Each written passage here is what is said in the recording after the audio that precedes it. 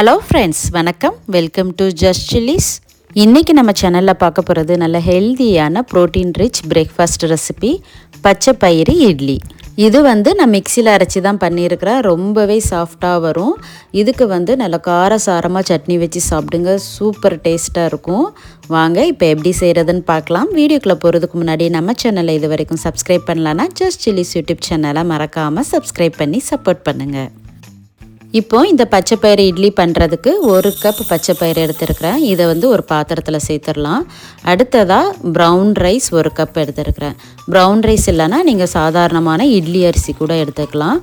இது ரெண்டையும் ஒரே பவுலில் சேர்த்துட்டு தண்ணி ஊற்றி ஒரு 2-3 தடவை நல்லா களைஞ்சிட்டு இதை ஊற வைக்கிறதுக்கு தேவையான அளவு தண்ணி ஊற்றி ஒரு 6லேருந்து 8 மணி நேரம் வரைக்கும் ஊற வச்சுக்கலாம். அடுத்ததாக உளுந்தம்பருப்பு 1/2 கப் சேர்த்துக்கலாம். இது உருட்டு உளுந்து சேர்த்துருக்குறேன்.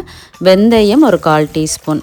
நீங்கள் வெள்ளை உளுந்துக்கு பதிலாக கருப்பு உளுந்து கூட நம்ம சேர்த்துக்கலாம்.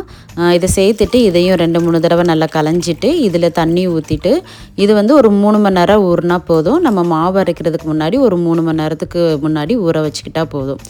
அரிசியும் பச்சை பயிரும் ஒரு 6 மணி நேரத்துலேருந்து 8 மணி நேரம் ஊற வச்சுக்கலாம். உளுந்தம்பருப்பு ஒரு 3லேருந்து 4 மணி நேரம் ஊறினா போதும். இப்போ பார்த்தீங்கன்னா நான் உளுந்தம்பருப்பு நல்லா ஊறிடுச்சு. இப்போ இதை மிக்சி ஜாரில் சேர்த்து அரைச்சிக்கலாம். மிக்சி ஜாரில் சேர்த்துட்டு அரைக்கும் போது தண்ணி நல்லா கோல்டு வாட்டர் ஊற்றி அரைங்க. நல்லா ஃப்ரிட்ஜு தண்ணி ஊற்றி அரைச்சிங்க அப்படின்னா மாவு ஹீட் ஆகாமல் நல்லா சூப்பராக நல்லா அரைஞ்சி வரும். இந்த டிப்ஸை ஃபாலோ பண்ணோன்னா இட்லி உங்களுக்கு நல்லா சாஃப்டாக கிடைக்கும். இப்போ பாருங்கள், உளுந்து நல்லா அரைச்சாச்சு. நல்லா மையாக அரைச்சிக்கோங்க. அரைச்சி ஒரு பாத்திரத்தில் சேர்த்துட்டேன். அடுத்ததாக பயிரையும் அரிசியையும் நம்ம அரைச்சிக்கலாம். அரைக்கிறதுக்கு தேவையான அளவு கொஞ்சமாக தண்ணி சேர்த்து இந்த அளவுக்கு நல்லா அரைச்சிக்கோங்க. இதையும் நம்ம உளுந்த மாவோட சேர்த்துக்கலாம். இப்போ தேவையான அளவு உப்பு சேர்த்து கையாலேயே நல்லா கலந்து கொடுங்க. கையால் நல்லா கலந்து கொடுத்தா தான் மாவு நல்லா புளிச்சு பொங்கி வரும். இப்போ இதை மூடி வச்சுட்டு ஒரு நாள் ஃபுல்லாக அப்படியே விட்டுறலாம். நான் அடுத்த நாள் காலையில் தான் இட்லி ஊற்ற போகிறேன். அதனால் ஒரு நாள் நைட்டு ஃபுல்லாக நான் அப்படியே வச்சுட்டேன். இது பார்த்திங்கன்னா இது அடுத்த நாள் காலையில் எந்த அளவுக்கு நல்லா பொங்கி புளிச்சு வந்திருக்குன்னு பாருங்கள்.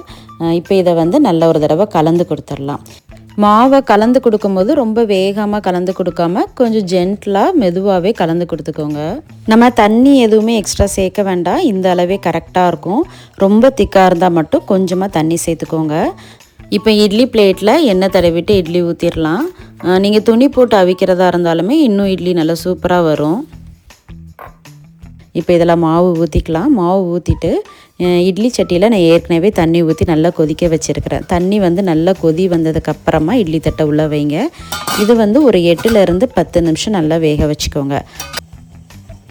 இட்லி நல்லா வெந்ததுக்கப்புறமா இது கொஞ்சம் ஆறுனதுக்கப்புறம் இட்லி தட்டிலேருந்து எடுங்க. ஒரு ஸ்பூனை தண்ணியில் நனைச்சிட்டு அப்படியே சுற்றி எடுத்திங்கனாலே சூப்பராக அந்த பிளேட்டில் ஒட்டாமல் வந்துடும்.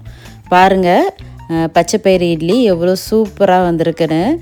இதுக்கு நல்ல காரசாரமாக தக்காளி சட்னி டேஸ்ட்டு சூப்பராக இருந்துச்சு.